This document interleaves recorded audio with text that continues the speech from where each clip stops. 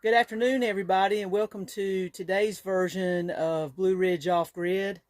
It's been a beautiful day here in the North Carolina mountains. It's been sunny and about 55 degrees, so we're kind of in a heat wave. I'm a little red-faced because I've been cutting wood and chopping wood for the next bout of cold weather that I know that we're going to be having soon. We're hitting January, and January and February tend to be our hardest months in the cold season in the wintertime. So at any rate, I hope all of you are doing well. I've been reading reports and seeing news of water running in the streets in places in Winston-Salem, North Carolina, where people have had frozen pipes. And that was a brutal cold front that we had. And I hope all of you are recovering from it and that you're doing well from it. I'd just like to say to everybody, Happy New Year. I know that that's getting ready to happen this weekend, and we're going into 2023. And I hope that as you approach 2023 and as you go into 2023 that you prepare.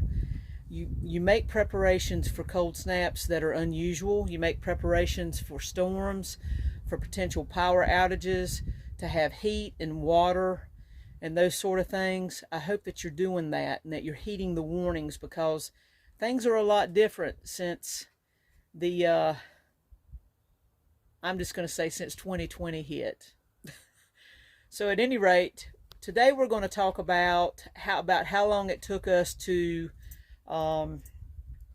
get our off-grid experience here to the point that we could live in it and stay here. So we'll be right back.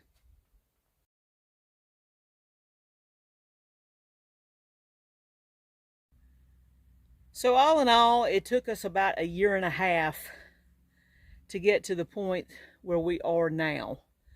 Maybe a little over that. It was a very tedious project that we had. Very tedious project. From the time that it took to buy the land, to get the attorney to close on everything, to getting the land cleared, to finding a contractor to get the land cleared. We all know that there's a worker shortage, it seems, and it took time. It took a lot of time, but we've done a lot of the work ourselves. Some of the work we haven't. We've had some folks help us. We've had some carpenters and stuff like that come up here and help us with some stuff. And but it has taken us about a year and a half to get to the point that we are now. I do live here full time, as I said. I am living 100% off-grid, and I absolutely love it at this point. Both of these cabins are tiny homes, and we're still doing some work to both of them, but they're very cozy, they're very comfy, and they're very, very affordable. So when you're having to heat a small space or even cool a small space, it doesn't take as much energy, and that's what I love about that, is that the smaller the space, the less energy that you're going to use and the less firewood you're going to use. So it really makes it comfy, cozy, and easy.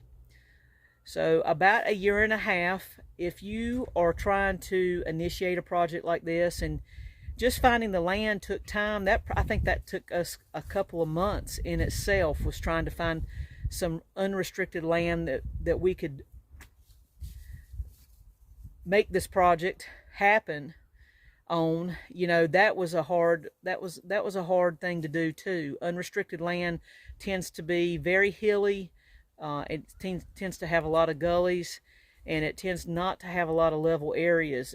this piece of land was just absolutely beautiful and perfect for it. So if you're thinking about starting an off-grid experience, or maybe you're curious about living off-grid, plan on it taking at least a year and a half, especially if you're doing a lot of the work yourself. And you need to get started, because a lot of folks are doing it. I hear that every single day. But we did want to answer the question today about how long it took us to get to this point. With supplies the way they are and the supply chain the way it is, I suggest you do it now, because it seems to me that prices are only continuing to go up. In fact, I noticed the other day, just at a Dollar General store, local Dollar General store, that one bag of dog food went up $4 in 1 week. I know that building supplies, lumber has come down a tad, but like things like screws and hardware and that sort of thing, copper wiring for power and that sort of thing, they haven't come down. They continue to rise. So get started, and if you need any pointers, come back here to Blue Ridge Off-Grid, send me a message, send me a question, and we appreciate all that, and we hope that we can help others achieve the goals that we've achieved here.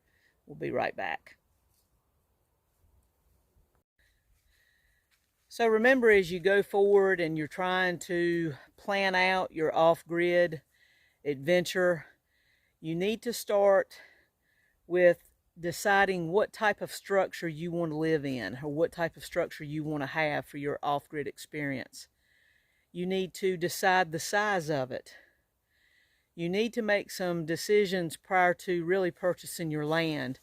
We knew exactly what type of buildings we were going to use and how we were going to do it. So although we didn't write it down on paper, we had in our heads how we wanted to design our off-grid adventure and our off-grid living. So decide what type of structure, what type of power you're going to have.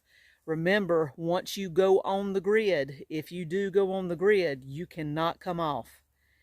So once a building or a structure is on the grid, or a piece of property has the grid on it, that's the power company running the cable to it so that you can have power through them. You can't come off the grid. So that is one important tidbit of information that you need to remember going forward. Decide your buildings, decide your power sources, decide your water sources. Just decide kind of how you want to design it, and then look for that unrestricted land that you can work with. It's not as hard as you think it is. It's just time consuming, and you have to be resilient and persistent.